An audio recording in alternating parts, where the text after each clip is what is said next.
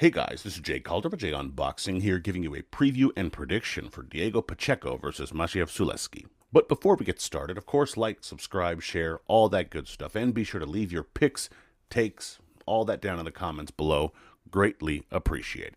And of course, a little bit of fight info here. As mentioned, we have Pacheco taking on Sulecki. This will be at the Dignity Health Sports Park in CARSON, California. Change that name, it's terrible, not catchy at all. This will be airing on DAZN in the super middleweight division with no titles on the line.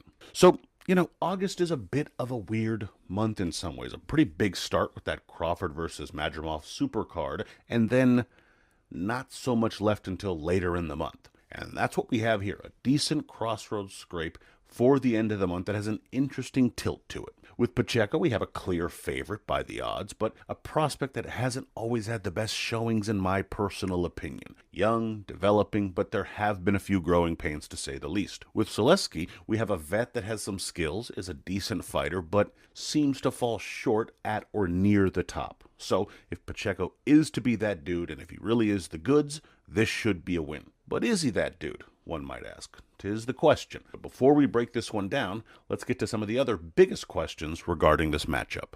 What I'd first ask is, what's a good performance for Pacheco? Now, not to assume Pacheco is the winner already, but let's be real. That is the assumption. Still, it's not just about winning on the come-up, now is it? You want to look good, you want to be impressive. Whether you're showing improvement or you're showing that you're ready for that next step, whatever, you want to look good. You don't want to look like someone that's regressing or trending backwards. For Pacheco, I think a stoppage has to be the goal. You didn't look amazing your last time out, and it would show that it didn't shake you if you can stop a guy that's never been stopped in your very next performance. This doesn't mean rushing your work or getting reckless, but it means knowing you can get through the gears and actually doing it on the night. I would also ask, what does Sulecki have left? That maybe seems like a bit of a weird question. He's only 34 fights deep, only 2 losses. Why assume he could be so close to finished? But it's not so much that he's finished, he just might be finished near the top of the sport, or right under that top level for that matter. So you have to wonder, does he have enough left at the age of 35 to push through this fight and make that final run? Will he push harder, knowing this is his last real chance? It has to be if he comes up short. Sometimes with that pressure, you can break a fighter and he just doesn't deliver. It might just be kaputs for him. But in other cases, they break through. What shall we see with Sulecki? And finally, I would ask, can Pacheco afford the setback? As mentioned, I don't think Sulecki has much of a future at or near the top with a loss here. He'd be just a name that kind of fights other names if he loses this one. However, let's be real. Losing to that guy isn't really an option for Pacheco either. They both need the win to progress here. Pacheco is highly touted and has mostly shown to be the goods on his rise. However, he's had a couple fights, particularly his last bout, where you just want to see a bit more from him, a bit more assertiveness. You're hoping, if you're a Pacheco supporter of course, that this isn't the fight where some of that sort of passiveness from him catches up to him. You're hoping he puts it all together, because a loss would be a tough bounce back for him. So, all that said, let's get into the pick and break this one down. Starting with the favorite here, for Pacheco to win, you want to counter with the right. In some ways, you like to counter then set attacks, so countering in general makes sense for you here. But the right as a counter makes a lot of sense against Sulecki. Sulecki fights with his hands down a bit and with his head straight up in the air. It's a very European style, and when he throws that jab, not minding his defense, that right should come quick and right over the top. It's a shot he's been hurt with before, and you have a decent bit of power. You see, it kind of makes sense here, and in all seriousness, it makes a lot of sense to mix that into your attack. Even if it doesn't drop or stop him, it will push him back and allow you to get in the rest of your work and do some real damage. So look to land the right hand in general, but especially as a counter over a sometimes lazy jab, and you should have some success. I would also say don't be too patient. And really, this should have been the first key for you, because I really dislike how you can get so passive sometimes. One of the biggest criticisms I could give Pacheco is about his temperament. At times, the kid is just too damn patient. Now, patience is a good thing in a young fighter. You don't want them rushing into shots or not setting things up, but there has to be a balance. Pacheco won't always be able to bounce back from a slow or methodical start, and veterans like a Sulecki potentially are the type to try and take advantage of that. Pacheco needs to get into a groove quicker, working that long jab, and start breaking his man down. As he steps up the work, working his way through those gears in a timely manner, it should be a must, and that right hand, as mentioned, will come into play. So don't sit back too long waiting your turn. Take the initiative and start working into the fight early and consistently, and you should set yourself up well. And finally, keep your shots long. According to my math and my calculator, Pacheco has a sizable reach advantage over Sulecki, something like 11 inches of reach according to BoxRec, which never gets anything wrong, and we all know that. Regardless of whether it's exactly 11 inches, it's a lot. Certainly enough that Pacheco needs to use it to his advantage and make his night easier. For starters, that means pumping out the jab and setting the tempo and the distance. Keep it sharp and quick. Just make sure to land it with some authority. Once that gets going, you start getting your combination work going and punishing them, pushing them back. You like to go inside from time to time, and you still can, but don't smother your work when doing it. Again, use the range you have.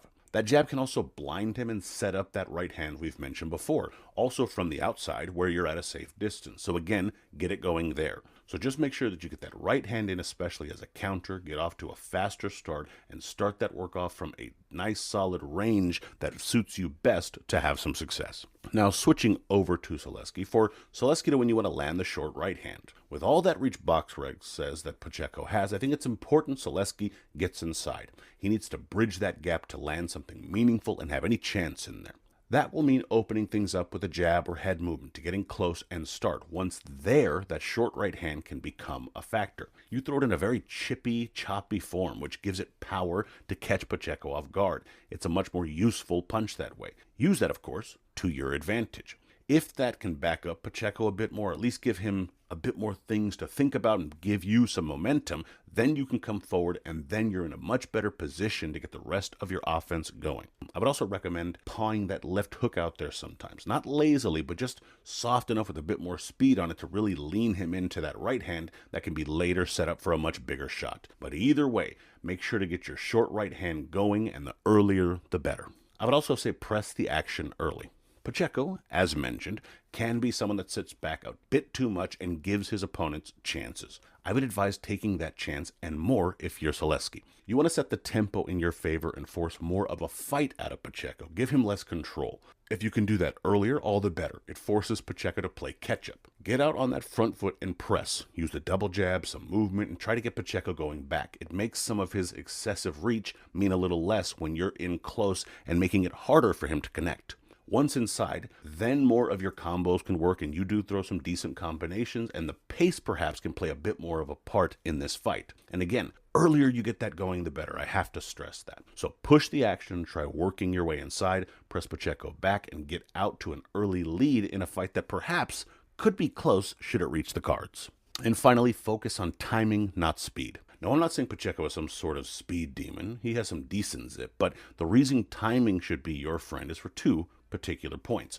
For one, even if Pacheco isn't super fast, he's faster than you. But also, if at his range, even if the speed was even, his reach gets his shots there first, and you can't have that. So you're going to need to get his timing down to offset the speed difference, as well as solve some of that reach problem. If you can get that down, it only makes you more effective. Ways to do that, you ask? Well, work on feints to draw out his shots and then be able to look for those kind of tells. Those tells can either be, from his hand positioning or his muscle flexing. Either way, once that read is established, your odds improve. So you need to get that going. So be sure to get inside and get to work early. Throw that short right hand when inside and really put the pressure on him once you get that timing down, and capitalize on it in this fight. Now, in terms of my pick, still not 100% sold on Pacheco, but I think he gets through this one. I think he starts off well enough, pumping out that long jab and backs Sulecki up and scores well while doing so, particularly with the long right hand. Perhaps in those middle frames, Sulecki makes a bit of a push, but I think Pacheco weathers whatever mini storm there is